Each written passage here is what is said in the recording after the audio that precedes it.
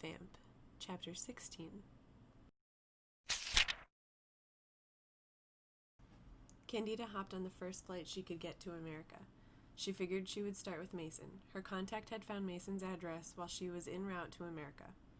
There was a text with directions linked when she turned on her phone, and she'd been camped out in front of his house for a couple hours, waiting for any sign of him coming or going. Just as she was thinking that she should go find someone for dinner, she heard a garage door and car start. She laid low in her car and saw the gate to Mason's driveway opening. She saw Mason pull out of his driveway in his flashy Audi and drive away down the street. "Now's my chance," she said. As she walked up to the gate, she had to admit to herself that Mason had very nice taste in architecture and design. She easily climbed the gate and walked to the front door of the house. She looked around and didn't see any cameras, but that didn't mean he didn't have any. Candida opened up her purse and took out her lock-picking kit and went to work. Once inside, she started looking around for any papers or files, but the house was immaculate. She searched through the library, living room, and Mason's bedroom. Mason was very organized and clean. Almost too clean. She figured that anything of importance would probably be in the basement at this point. So she found her way through the kitchen and found the stairs next to the pantry. Candida walked around the basement looking at all the games and posters he had. She didn't notice anything unusual until she walked around a corner and saw a bookshelf. "Mason has a full library upstairs. Why would he have a random bookshelf down here?" she said out loud. Candida walked over to the wall where the shelf was and knocked on the walls around it. Sure enough, the wall holding the shelf sounded hollow behind it. "There's probably some special way to open this, but I'm going to do it my way," she said to herself. In 3 swift movements, Candida had the shelf ripped off the wall and was walking into the lab. She walked around and looked at all of the drawers, the bottles, and then noticed some papers by his computer. When she walked over to his desk, she saw Gretchen's address lying right on top of a stack of papers. "Gotcha," she said, and folded the address and put it in her pocket. "Find something that interests you?" a male voice said from behind her. Candida whirled around to see Mason standing in the destroyed doorway. "I don't appreciate you destroying my house and going through my things," said Mason, his arms folded across his chest. Candida stood there for a few seconds. She knew Mason was no challenge to her. "Actually, I did. I hope you don't mind that I'm taking it with me," she said, smiling at Mason. "Now we both know I can't let you do that," said Mason as he stepped over his bookshelf door and into the lab. He was rolling up his sleeves, but in his mind he was regretting that he hadn't burned that piece of paper sooner. "Gretchen's gonna kill me for this one," he thought. "Now, Mason, I don't want to ruin that face of yours," Candida said as she started to circle around him. "You're so goddamn pretty. But I'm leaving with this paper, and there's nothing you can do to stop me." "Don't worry about my looks," Mason said. "I'd hate for them to be the distraction that leads to your death." He was sweating, and Candida could smell it. It had a sweet smell that made her thirsty. She could feel the burning creeping up her throat. She was sure her eyes were turning red, because there was only one thing on her mind. "I won't," said Candida, and with that she leapt towards Mason and latched her fingers into his shoulders. She pushed him to the ground and bit into his neck. She started gulping down his blood, but then suddenly the taste of his blood became sour, like rotten milk, and she ripped herself away from him and jumped backwards, gagging and spitting. "What's wrong with you?" she said as she retched. Mason slowly started getting up from the floor. "I've given myself a special potion. It makes me smell sweet, but I don't taste very good. Unfortunately, you didn't have nearly enough to kill you. It will make you sick, though," Mason said as he moved closer to Candida. She was holding her throat and coughing up some blood. Mason grabbed Candida's left shoulder, pinning her sitting body up against the desk, and in one swift movement, shoved his hand into her gut. Candida collapsed into a pile on the floor and continued to cough. While Candida was on the floor, Mason walked over to the chair at his desk.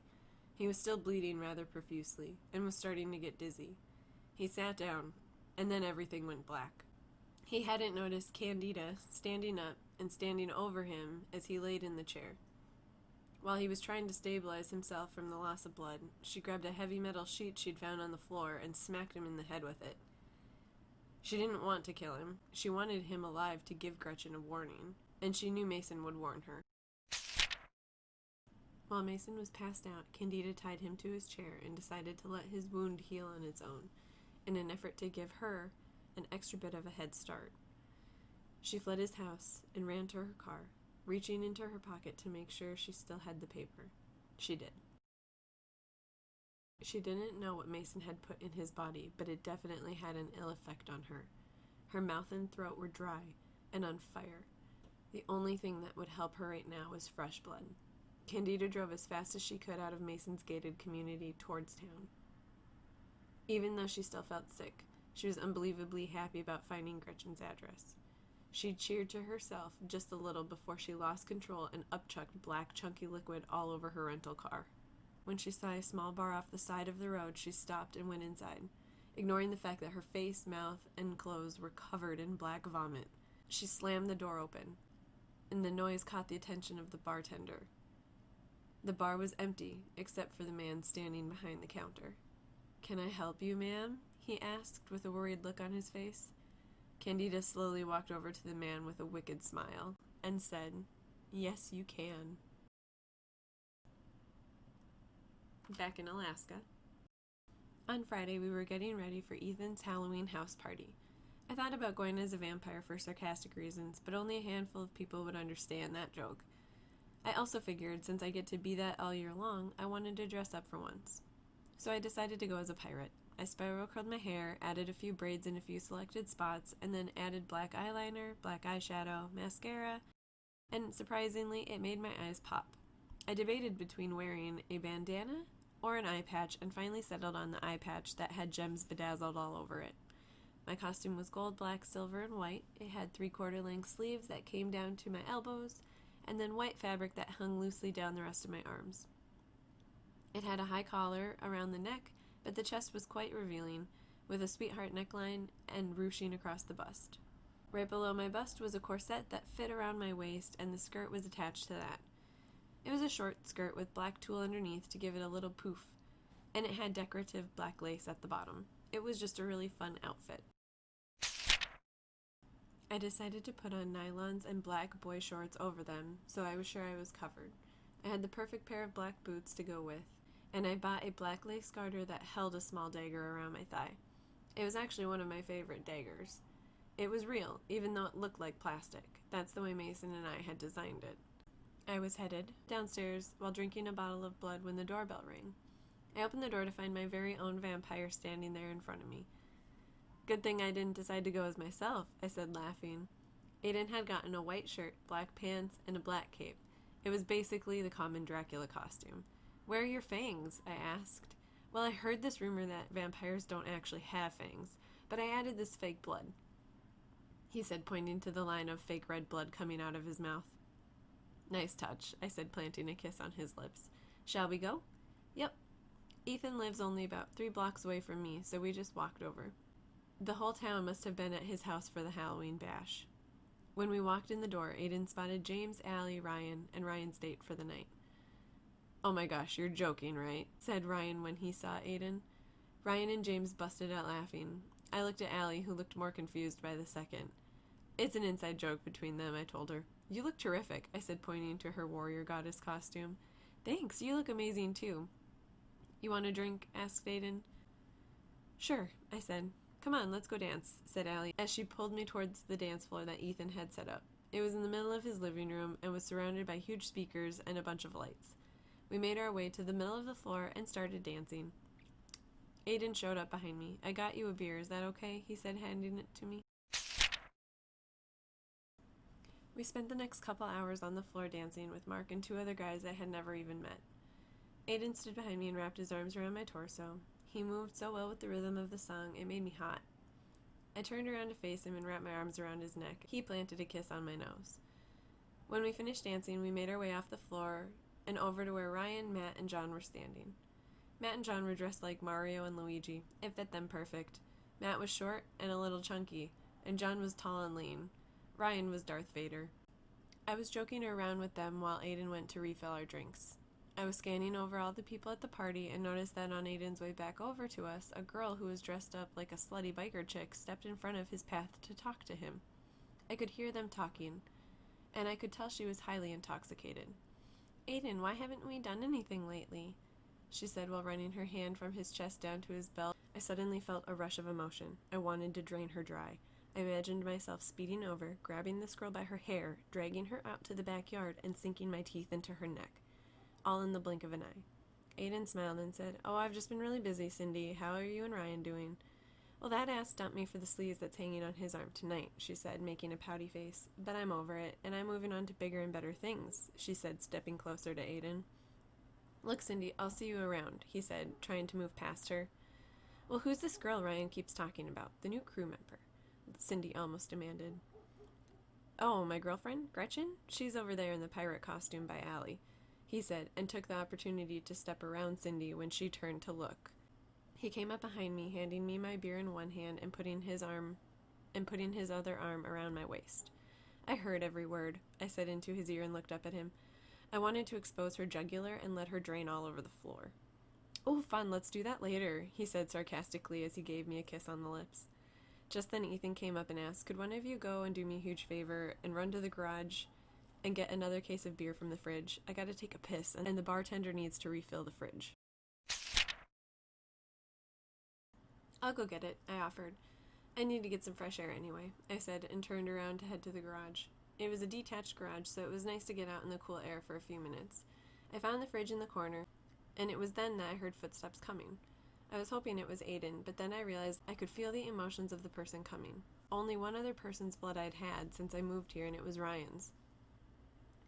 I felt a mix of emotions ranging from jealousy, excitement, and fear. The door opened, and I wasn't surprised to see Ryan standing there. "I thought you might like some help." "Have we met? You know I can handle a case of beer, Ryan." "You just looked so good. I wanted to have some alone time with you," he said, stumbling towards me. "Don't you have a date out there waiting for you?" I said, setting down the case of beer and crossing my arms. "Yeah, but she's not like you," he said with a sly smile. Now my back was against the fridge. "You're making a huge mistake, Ryan. You know what I'm capable of." "I'd like to see it," he said, pressing his body against mine and leaning in for a kiss. Just before his lips touched mine, I grabbed hold of the front of his Darth Vader costume with both hands, turned it around 180 degrees, and slammed him into the fridge, leaving quite a dent. I moved my right hand under his chin and held his face in place, and let my nails poke into the skin just enough to warn him I wouldn't hesitate to draw blood. "Do not mess with me, Ryan. I really want nothing to do with you. Do you understand me?" I said, keeping his head against the fridge. It was then I looked over to see Aden standing in the doorway. "Ryan, what the hell are you doing?" Aden said. "I was taking the opportunity you should have taken a long time ago," he said, reaching his hand around and grabbing my ass. "You shouldn't have done that," I said, but before I could reach around to grab his arm and break it, Aden was already by my side and punched Ryan right in the nose. Blood started gushing all over Ryan and the floor. I was afraid my eyes might have turned red.